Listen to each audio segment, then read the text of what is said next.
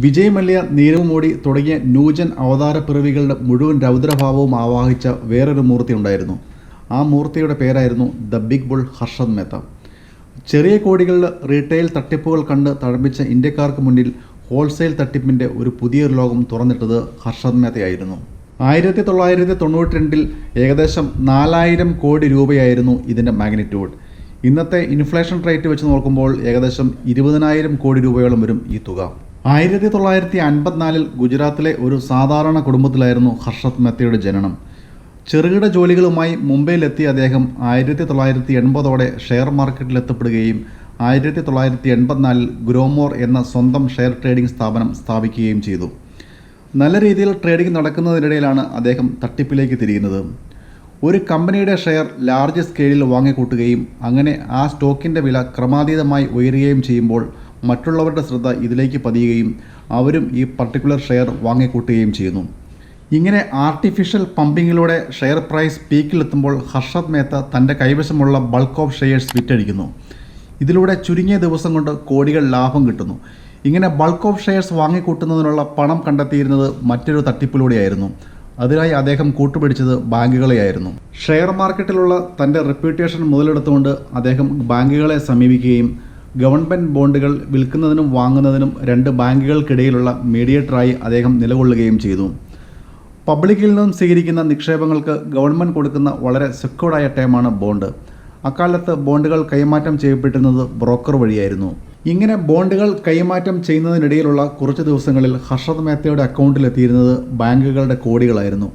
ഈ തുകയായിരുന്നു അദ്ദേഹം ഷെയർ പമ്പിങ്ങിനായി ഉപയോഗിച്ചിരുന്നത്.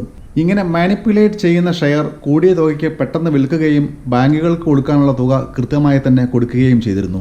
ഇങ്ങനെ കാര്യങ്ങളെല്ലാം സുഗമമായി പോകുന്നതിനിടയിൽ അദ്ദേഹം കൂടുതൽ ബാങ്കുകളുടെ മീഡിയേറ്ററായി തീരുകയും ബാങ്കുകളുടെ കോടാനുകോടികൾ തൻ്റെ അക്കൗണ്ട് വഴി കയറി ഇറങ്ങുകയും ഈ തുകകളെല്ലാം ഷെയർ മാർക്കറ്റിൽ ഇൻവെസ്റ്റ് ചെയ്യപ്പെടുകയും ചെയ്തു. പല കമ്പനികളുടെയും ഷെയറുകൾ 4000% വരെയാണ് അദ്ദേഹം ഉയർത്തിയത്.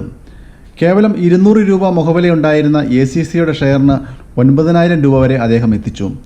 പ്രൊഫഷണൽ സ്കില്ലോടുകൂടി ബാങ്കുകളെല്ലാം കബളിപ്പിച്ച് മുന്നേറുന്നതിനിടയിൽ നെക്സ്റ്റ് ലെവൽ ഓഫ് റൊട്ടേഷനിലേക്ക് കടക്കുകയും വ്യാജ ബോണ്ടുകൾ നിർമ്മിക്കാൻ തീരുമാനിക്കുകയും ചെയ്തു.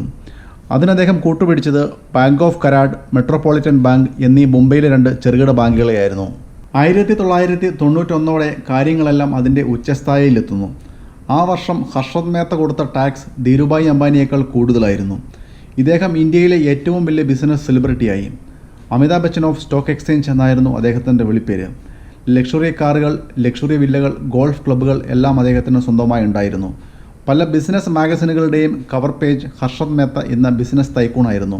ഇങ്ങനെ കാര്യങ്ങളെല്ലാം ഭംഗിയായി പോകുന്നതിനിടയിൽ പല അണ്ടർ വാല്യൂഡ് ഷെയറുകളുടെയും ഷൂട്ടപ്പ് പ്രൈസുകൾ കണ്ട് പലയിടങ്ങളിൽ നിന്ന് സംശയങ്ങൾ ഉണ്ടാവുകയും 1992 ഏപ്രിലിൽ ടൈംസ് ഓഫ് ഇന്ത്യയുടെ റിപ്പോർട്ടർ സുജിത ദലാൽ ഹർഷദ് മേത്തയ്ക്കെതിരായി ഒരു റിപ്പോർട്ട് പ്രസിദ്ധീകരിക്കുകയും ചെയ്തു.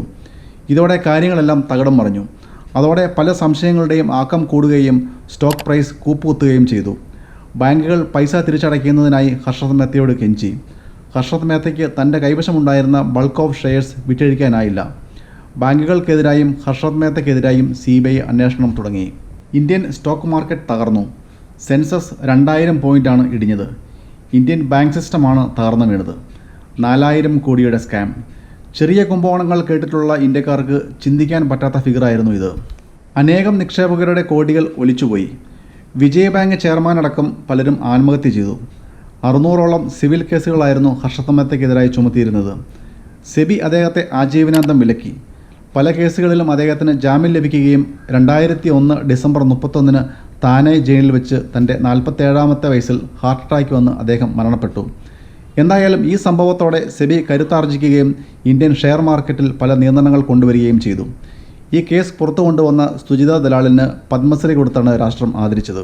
ഹോളിവുഡ് ത്രില്ലർ സിനിമകളെ വെല്ലുന്ന ഹർഷദ് മേത്തയുടെ ജീവിതം പ്രമേയമാക്കിയ വെബ് സീരീസാണ് സോണി TV റിലീസായ സ്കാം 92. IMDbയിൽ 9.6 റേറ്റിംഗ് ഉള്ള ഈ സീരീസിൻ്റെ അവസാനത്തെ എപ്പിസോഡിൻ്റെ ഇൻട്രോ പോലും സ്കിപ്പ് ചെയ്യാൻ തോന്നാത്ത അത്രയ്ക്കും അതിമനോഹരമായ ഇന്ത്യയിൽ ഇന്നുവരെ റിലീസായതിൽ വെച്ച് നമ്പർ 1 ആയിട്ടുള്ള സീരീസാണ് scam 92. Try to watch and please subscribe my channel. Thank you. By.